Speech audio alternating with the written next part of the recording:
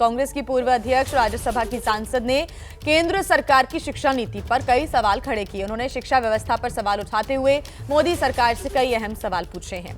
सोनिया गांधी ने लेख के जरिए आरोप लगाया कि सरकार के 3 सूत्रीय एजेंडा से शिक्षा क्षेत्र में नुकसान हो रहा है। उन्होंने आरोप लगाया कि सरकार आरएसएस बीजेपी के वैचारिक एजेंडे को पूरा करने के लिए सांप्रदायिकरण पर जोर दे रही है।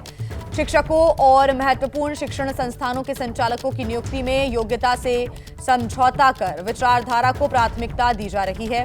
इसके अलावा उन्होंने ये दावा किया कि महात्मा गांधी की हत्या को इतिहास के पाठ्यक्रम से हटाया गया, साथ ही मुगल काल के कुछ हिस्सों को भी पाठ्यक्रम से हटाया गया है।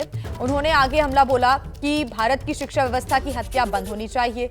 सोनिया गांधी ने आगे अपने लेख में लिखा है कि निजीकरण को बढ़ावा देने के कारण 2014 के बाद से करीब 89,500 सरकारी स्कूल बंद हुए और करीब 43,000 निजी स्कूल खुले हैं। तो जो लेख लिखा हुआ है उसमें सोनिया गांधी ने किन बातों का जिक्र किया है वो हम आपको बता रहे हैं। केंद्र सरकार पर निशाना साधा है और कहा है कि जो शिक्षा नीति है उसमें जो 3 सूत्रीय एजेंडा है उससे ये कहीं ना कहीं नुकसान हो रहा है शिक्षा नीति को। कई ऐसे इतिहास के पन्ने हैं जिनको हटाया गया है और साथ ही साथ ये भी कहा गया है कि इसमें जो सांप्रदायिकरण है वो किया जा रहा है। मुगल काल के कुछ हिस्सों को पाठ्यक्रम से हटाया गया है। उन्होंने ये भी कहा है कि भारत की शिक्षा व्यवस्था की हत्या बंद होनी चाहिए।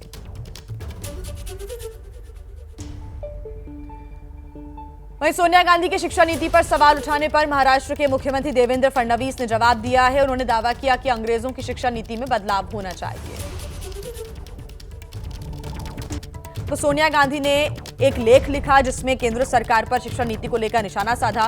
तो देवेंद्र फडणवीस ने पलटवार किया और कहा है कि शिक्षा नीति में बदलाव से दिक्कत नहीं होनी चाहिए, शिक्षा नीति का भारतीकरण होना चाहिए। अंग्रेजों ने जिस शिक्षा का मैकॉलेकरण किया और हमारे देश को गुलाम बनाने के लिए मैकॉले का पत्र है कि जब तक यहाँ की शिक्षा पद्धति को हम बदलेंगे नहीं तब तक हम भारत पर राज नहीं कर सकते। इसका मतलब जो शिक्षा पद्धति उस समय आई थी वो भारतीयों को गुलाम बनाने के लिए आई थी।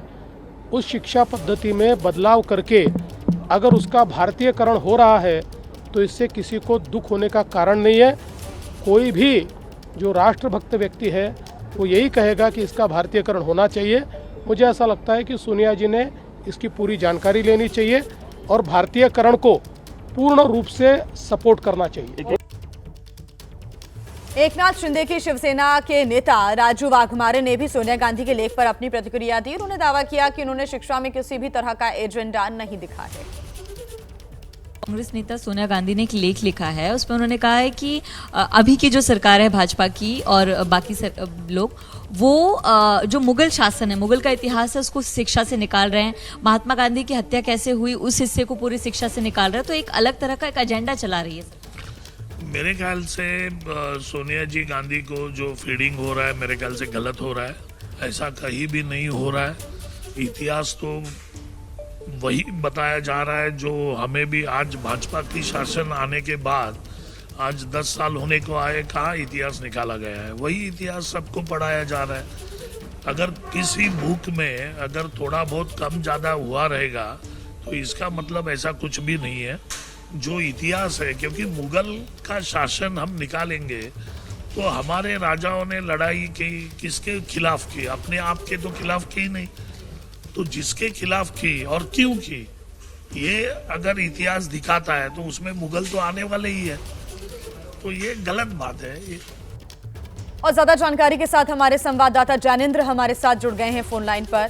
जैनेंद्र, ये तो स्वाभाविक था कि जो प्रतिक्रियाएं वो आएंगी और अब आने भी लगी हैं। देवेंद्र फडणवीस ने सीधे तौर पर कह दिया है कि भारतीकरण होना चाहिए, आगे बढ़ना चाहिए और जरूरी चीजों को शामिल करना चाहिए। इसको लेकर जो सोनिया गांधी ने कहा है वो गलत है। बिल्कुल, देखिए सोनिया गांधी ने अपने लेख में काफी कठोर शब्दों का इस्तेमाल किया है। तो उन्होंने ये आरोप लगाया है कि बीते 10 सालों में शिक्षा के निजीकरण को बढ़ावा दिया गया है। इसके अलावा उन्होंने ये भी आरोप लगाया है कि केंद्र सरकार चाहे वो एनईपी हो, नई शिक्षा नीति या फिर यूजीसी रूल्स का जो ड्राफ्ट है उसमें राज्य सरकारों के अधिकारों को कम किया गया है। और उसके बाद आरोप लगाया गया है जिसमें ये भी कहा गया है कि गांधी जी की हत्या का मामला हो या मुगलों का इतिहास हो, उसके कुछ हिस्सों को कम किया गया है।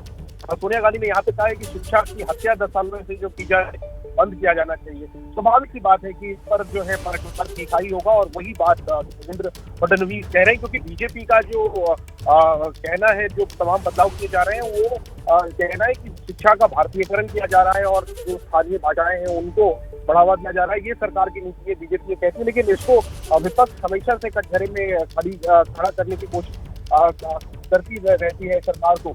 और वो उसी सिलसिले में सोनिया गांधी ने आज एक लेख लिखकर तीखा हमला बोला केंद्र सरकार पर और आरोप लगाए कि निजीकरण को बढ़ावा दिया जा रहा है, ताकतें अधिकार है वो अपने पास रखी जा रही है और सांप्रदायिकता को बढ़ावा दिया जा रहा है। इसी बात को लेकर जो है अब सियासत छिड़ गई है बीजेपी और कांग्रेस के बीच। और साफ तौर पर जिस तरीके से सोनिया गांधी ने शिक्षा नीति पर घेरा है मोदी सरकार को, साथ ही आने वाले दिनों में कांग्रेस जो है वो इस विषय को लेकर के और जोर शोर से उठाने वाली है और और जोर शोर से घेरेबंदी मोदी सरकार की करने वाली है। हालांकि देखिए, मोदी सरकार की एक बड़ी उपलब्धियों में जो एनईपी है, नेशनल एजुकेशन पॉलिसी, वो गिनाई जाती है। और क्योंकि ज्यादातर, अगर हम तमिलनाडु को छोड़ दें तो ज्यादातर राज्यों में इसका कोई खास विरोध नहीं हुआ, इसको सब्जी के तौर पर फिक्र करती है मोदी सरकार। लेकिन अब सोनिया गांधी के लेख के बाद जाहिर सी बात है कि कांग्रेस के तेवर हमलावर है और बीजेपी भी पलटवार कर रही है। जी ठीक ज्ञानेंद्र, बहुत शुक्रिया आपका तमाम जानकारी के लिए।